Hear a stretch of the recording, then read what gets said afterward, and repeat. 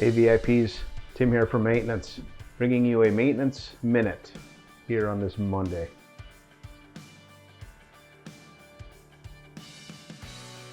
I think we can all agree that maintenance is expensive. In our continued efforts to reduce this cost, I wanted to just put this reminder in front of everyone. When you bring trailers into the Marinette location during our business hours of 6 a.m. to 6 p.m. 7 days per week, you are required to have a quick check performed by our maintenance team. This takes approximately 5 minutes and allows us to potentially catch a maintenance issue before it causes a breakdown. So please pull up to the inspection area on south side of shop, say hi to your maintenance team, keep conversations short as they are paid by the hour, and have that trailer checked before dropping it in the yard or at a customer's location.